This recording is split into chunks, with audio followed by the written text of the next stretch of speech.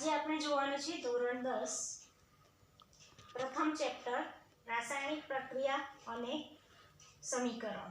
એની અંદર આપણે પહેલા જોઈશું પ્રસ્તાવનાની અંદર આપણે રાસાયણિક પ્રક્રિયા સૌપ્રથમ ક્યાં જોવા મળે તો આપણા ઘરની અંદર જે આપણે રોજિંદી ક્રિયા થાય છે એની અંદર જે પ્રક્રિયા હોય છે એ પ્રક્રિયામાં પણ ઘણી બધી રાસાયણિક પ્રક્રિયા જોડાઈ છે।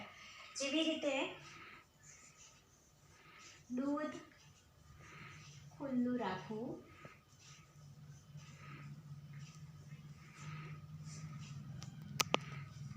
આપણા ઘરની અંદર જે રોજિંદી પ્રક્રિયા હોય છે એની અંદર આપણે જોઈએ છીએ કે કેવા કેવા પ્રકારે રાસાયણિક પ્રક્રિયા જોઈએ છીએ આપણે।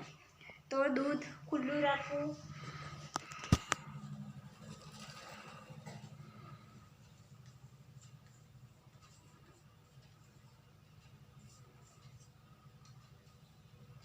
ખીલી ઉપર કાટ લાગવો। આ રીતે જ્યારે પણ ઘરની અંદર પ્રસ્તાવનામાં શું જોવાનું હોય છે આપણે કે રાસાયણિક પ્રક્રિયા આપણા રોજિંદી ક્રિયામાં કેવી રીતે થાય છે। તો દૂધ ખુલ્લું રાખવું, દૂધ ગરમ હોય છે અને જ્યારે આપણે જો ગરમ દૂધને ઢાંકી દઈશું તો શું થાય છે કે દૂધ બગડી જાય છે। દૂધ બગડી જશે એટલે કે દૂધનું રૂપાંતર પનીરમાં થયું અને દહીં બનશે તો તે સમયે રાસાયણિક પ્રક્રિયા થાય છે તો જ દૂધ ફાટે છે। એ જ રીતે તમે જુઓ કે ખીલી જે ઘરમાં છે તો ખીલી ઉપર કાટ લાગે છે, તો ખીલી ઉપર કાટ લાગવો તો એ કેમ લાગ્યો તો એની ઉપર ભેજ આવે અને પછી કાટ લાગે છે, તો ખીલી ઉપર કાટ લાગશે એ પણ એક રાસાયણિક પ્રક્રિયા છે। હવે આપણે પ્રસ્તાવનાની અંદર જોયું ઘરની અંદર રોજિંદી પ્રક્રિયામાં કે દૂધ ખુલ્લું રાખવું, ખીલી ઉપર કાટ લાગવો, આ બધી જે પ્રક્રિયા છે તે આપણને શું બતાવે છે કે દરેક સજીવ એટલે કે દરેક વ્યક્તિ રાસાયણિક પ્રક્રિયા સાથે જોડાયા જ છે। હવે પછી આપણે નવો ટોપિક જોઈશું, એમાં એક પ્રવૃત્તિ આપણે જોવાની રહેશે।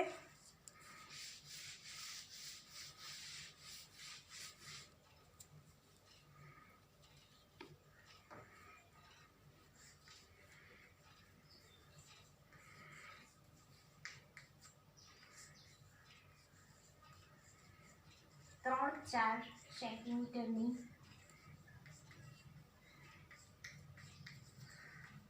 મેગ્નેશિયમની પટ્ટી લો,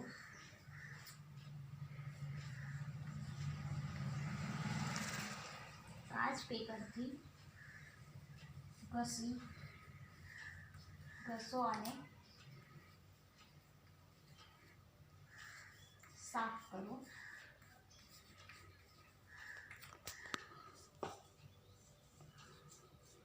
આ પટ્ટીને ચીપિયા વડે પકડી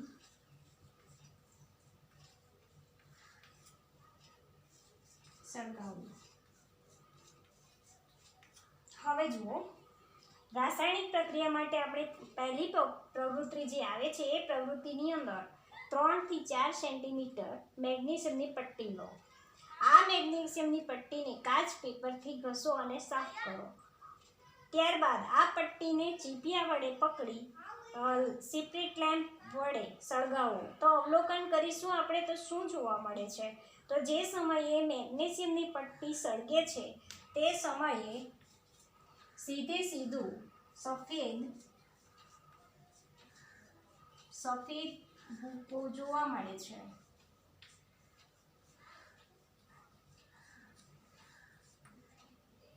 સળગ્યા બાદ સફેદ ભૂકો જોવા મળે છે અને તે શું કહેવાય છે તો જે સફેદ ભૂકો જોવા મળ્યો છે તે કહેવાય છે મેગ્નેશિયમ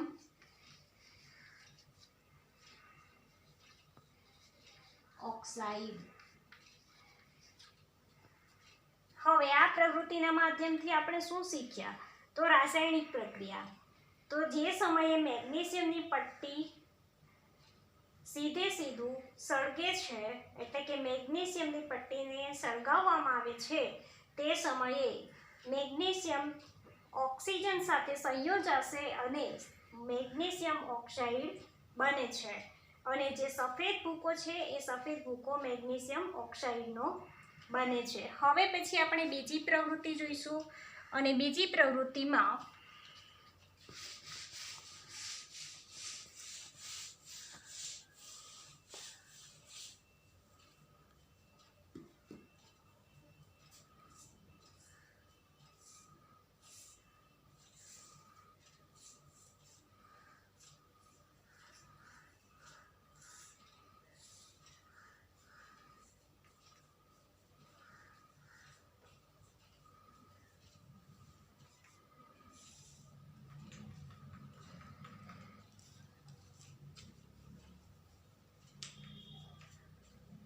બીજી પ્રવૃત્તિની અંદર આપણને જોવા મળે છે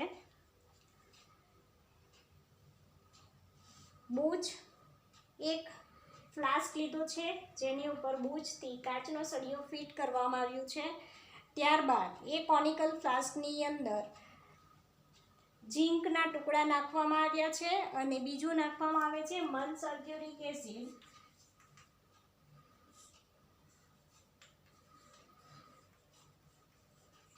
મન સલ્ફ્યુરિક એસિડ. આ પ્રવૃત્તિમાં જુઓ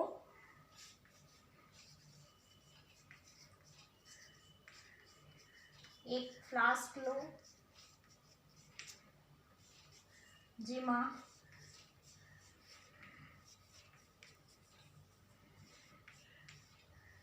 ઝીંકના ટુકડા નાખો.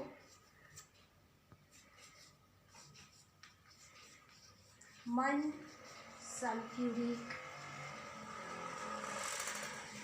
એસિડ નાખો. હવે તમે જુઓ આ પ્રવૃત્તિ.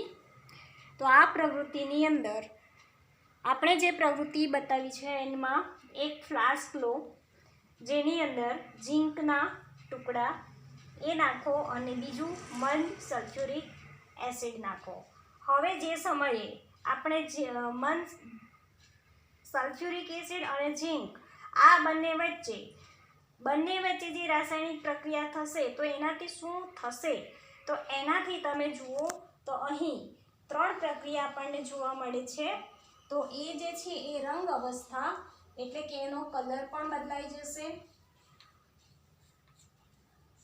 એનું કદ એટલે કે એનું કદ અવસ્થા એટલે કે એનું કદ પણ બદલાઈ જશે. તો આ રાસાયણિક પ્રક્રિયા બાદ ઝીંકના ટુકડા અને મન સલ્ફ્યુરિક એસિડ બંને વચ્ચે પ્રક્રિયા થઈ શું જોવા મળશે? તો એનો રંગ બદલાય છે અને એનું કદ બદલાય છે. હવે પ્રથમ 2 પ્રવૃત્તિમાં આપણે માત્ર એ જ શીખવાનું છે કે રાસાયણિક પ્રક્રિયા થાય છે તો એનાથી શું ફેરફાર થાય છે. હવે આપણે બીજો નવો ટોપિક શીખીશું અને તે ટોપિકની અંદર જે આપણે સમીકરણ બનાવવાનું શીખવાનું છે એટલે કે જે પણ ઝીંકના ટુકડા, મન સલ્ફ્યુરિક એસિડ અને મેગ્નેશિયમની પટ્ટી એ જે 3 પદાર્થ છે એને આપણે રાસાયણિક પ્રક્રિયા તો કરી, હવે આપણે એને સમીકરણ કેવી રીતે બનાવવું એ શીખવાનું છે. તો હવે પછી આપણો ટોપિક છે રાસાયણિક સમીકરણો.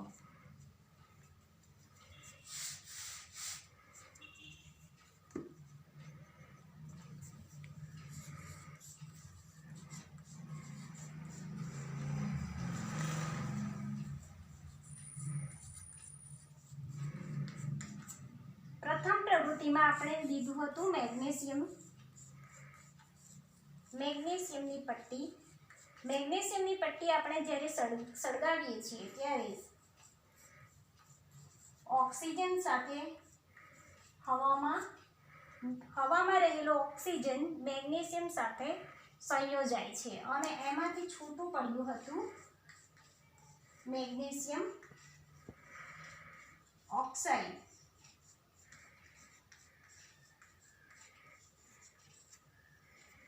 રાસાયણિક સમીકરણ એટલે કે magnesium Mg plus oxygen O2 જેની અંદરથી આપણને છૂટું શું પડે છે? MgO. હવે તમે અહીં જુઓ પ્રથમ પ્રવૃત્તિમાં મેગ્નેશિયમની પટ્ટી સળગાવી તો મેગ્નેશિયમ સળગે છે તો હવામાં રહેલો ઓક્સિજન સાથે સંયોજાય છે અને મેગ્નેશિયમ ઓક્સાઇડ છૂટું પડે છે. તો આ સમીકરણ magnesium Mg plus oxygen O અને આવે છે MgO એટલે મેગ્નેશિયમ ઓક્સાઇડ. હવે આપણે લખ્યું છે કે રાસાયણિક સમીકરણો.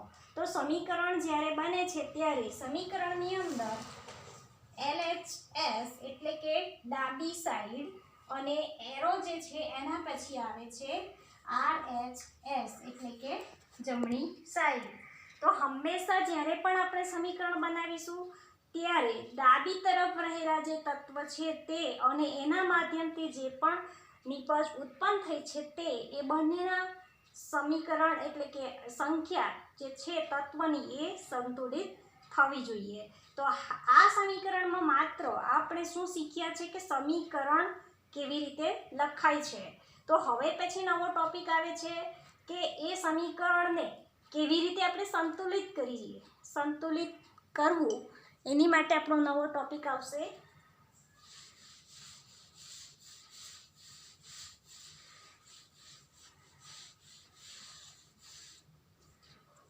રાસાયણિક સમીકરણ.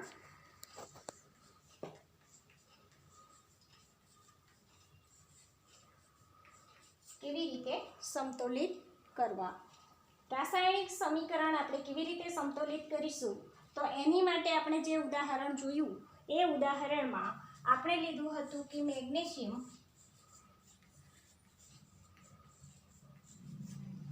એટલે કે Mg પ્લસ ઓક્સિજન એટલે કે આવે છે O2. તો એમાંથી અહીં Mg એની સાથે સંયોજાય છે O. અહીં O ના 2 પરમાણુ આપ્યા છે એટલે લખાશે MgO2. એટલે કહેવાનો અર્થ એ છે કે ડાબી સાઈડે મેગ્નેશિયમ 1 પરમાણુ સાથે છે અને ઓક્સિજન બે પરમાણુ સાથે છે. તો જેમાંથી પ્રક્રિયક થાય છે મેગ્નેશિયમ ઓક્સાઇડ જેની અંદર ડાબી સાઈડના 2 પરમાણુ છે તો જમણી સાઈડે પણ 2 જ પરમાણુ જોવા મળશે. તો આપણે જ્યારે પણ કોઈ સમીકરણ બનાવીશું તો એ સમીકરણમાં ડાબી સાઈડ અને જમણી સાઈડ એની અંદર જે તત્વ પ્લસ પ્રક્રિયક પછી જે ઉત્પન્ન થાય છે એને કહેવાય છે નિપજ. હવે તત્વ, પ્રક્રિયા અને નિપજ. તો તત્વની અંદર જેટલા પણ પરમાણુ રહેલા છે એટલા જ પરમાણુ નિપજની અંદર પણ હોવા જોઈએ.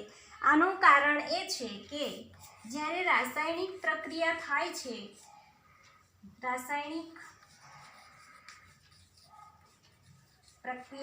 છે ત્યારે તત્વ કે પ્રક્રિયકનો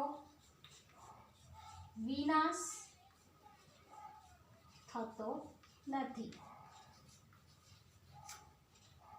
કહેવાનો અર્થ એ છે કે મેગ્નેશિયમ જ્યારે 1 પરમાણુ લઈને આવ્યું અને ઓક્સિજન 2 પરમાણુ લઈને આવ્યા અને બંને વચ્ચે રાસાયણિક પ્રક્રિયા થઈ તો એવું નહીં થતું કે ઓક્સિજનના પરમાણુ તત્વ જે છે તેનો વિનાશ થાય છે કે મેગ્નેશિયમનો વિનાશ થાય છે.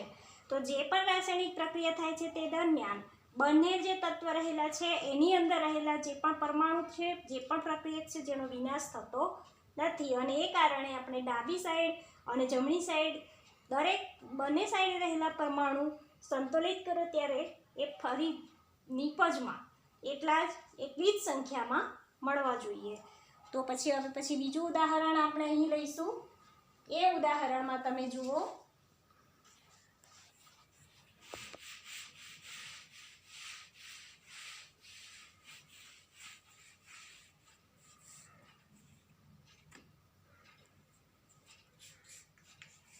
Fe+H2SO4.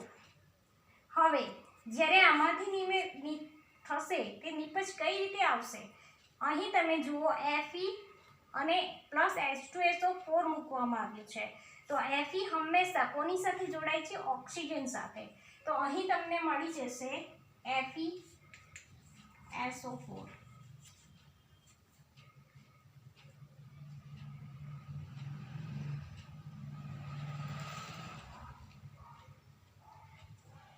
અને એમાંથી છૂટું પડી જાય છે +H2.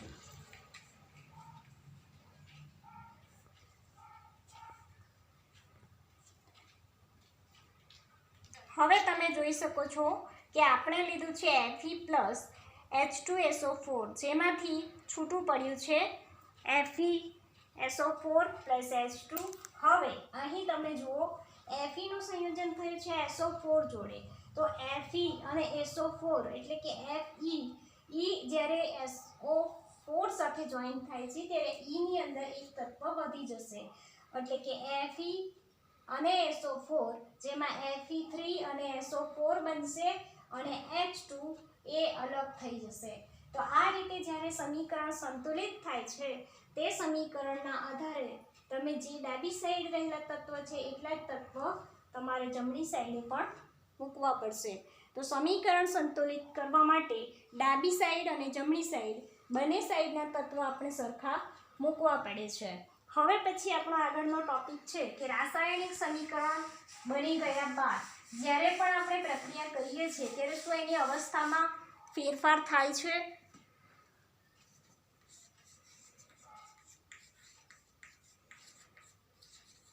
ભૌતિક અવસ્થામાં ફેરફાર. હવે અહીં તમે જુઓ કે જ્યારે ભૌતિક અવસ્થામાં ફેરફાર થાય છે તો એ ફેરફાર કયા માધ્યમથી થાય છે અને કેવી રીતે થશે? તો એની માટે તમે જોઈ શકો છો કે જ્યારે આપણે રાસાયણિક પ્રક્રિયા કરીએ છીએ એ રાસાયણિક પ્રક્રિયામાં જ્યારે પણ આપણે લીધું છે કે મેગ્નેશિયમ અને એને આપણે ઓક્સિજનના માધ્યમથી સળગાવ્યું છે, તો અહીં જ્યારે એ છૂટું પડે છે ત્યારે Mg ઓક્સાઇડ બનીને છૂટું પડે છે. તો અહીં તમે જોઈ શકો છો કે જ્યારે આપણે ઓક્સિજનનું માધ્યમ ક્યાં રહ્યું છે? તો વાતાવરણમાં રહ્યું હોય છે. તો આ રીતે આપણે જે સમયે ભૌતિક અવસ્થામાં એમાં ફેરફાર કેવી રીતે આવ્યો કે તમે સીધું સમજી શકો છો કે જ્યારે તમારી પાસે માત્ર મેગ્નેશિયમની પટ્ટી એક જ હતી, એને સળગાવ્યું છે તમે, તો તમારો સવાલ થશે કે આ O2 ક્યાંથી આવે છે? તો એ સમયે તમે જુઓ કે મેગ્નેશિયમ તમે સળગાવો છો તે ખુલ્લું છે, હવામાં સળગી રહ્યું છે. તો વાતાવરણની અંદર રહેલો ઓક્સિજન, એ ઓક્સિજન આ મેગ્નેશિયમ સાથે જોડાઈ જશે અને તમારી અવસ્થા બદલાઈ જશે, એટલે કે MgO2 થશે. તો કહેવાનો અર્થ એ છે કે જ્યારે પણ રાસાયણિક પ્રક્રિયા થાય છે તે સમયે જો વાતાવરણની અંદર ખુલ્લું રાખવામાં આવે અને પ્રક્રિયા કરવામાં આવશે તો એની દરેક અવસ્થામાં ફેરફાર આપણને જોવા મળે છે. આ રીતે તમે અહીં જે રીતે આપણે વાતાવરણ લીધું છે એવી રીતે સૂર્યપ્રકાશની હાજરીમાં આપણે લઈએ છીએ CO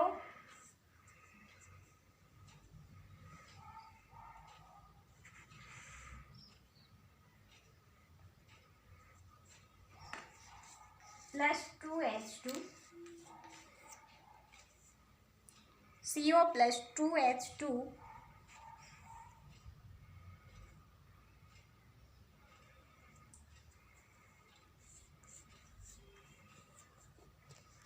આ સમીકરણ આપણે માત્ર સમજવા પૂરતું નાનું લીધું છે કે આપણે CO+2H2 સાથે જ્યારે જોડાય છે તે સમયે અહીં શું છે? સૂર્યપ્રકાશ. હવે તમે જુઓ કે કાર્બન પ્લસ હાઇડ્રોજન,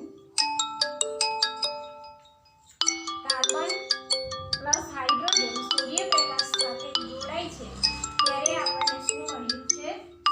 CH3. તો અહીં CH3 મળે છે. તો હવે પછી આપણે નેક્સ્ટ પીરિયડમાં ફરી મળીશું.